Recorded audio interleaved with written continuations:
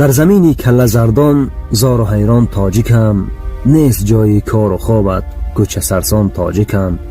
شهر رفتی و بناگه حجتت پرسد کسی، خاطری آشفته گردد پریشان تاجیکم. از سحر تا شام مهنت میکنی مردانوار، ماندگیت را نفهمی آهنین جان تاجیکم. چند بینا برداشتی اشکی جبینت ریختی، مزد کارت را ندادندت پشیمان تاجیکم.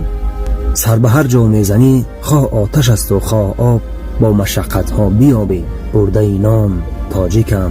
بگذرد عمری عزیزت از زن و فرزند دور، خواب شبهایت پرد با یاد آنان تاجیکم. تیرماه وقت سحر آید تو را سوی وطن، می پری بی بال و پر بر تاجیکستان تاجیکم. نیستی تنها برادر، غم مخور مانند تو، من یکی از مرد کاران غزلخوان تاجیکم.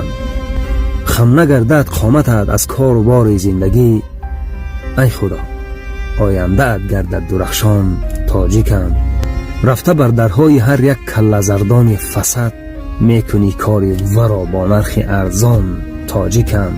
در سرت فکری پدر مادر برادر خانه ات، صرف کارت خرج توی گوهر بندان تاجیکم.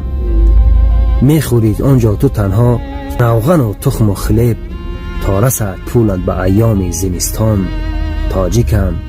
چون رسیدی براتن با مبلغی روسی خود، کرسی روسیت شود بر خاک یکسان تاجیکم.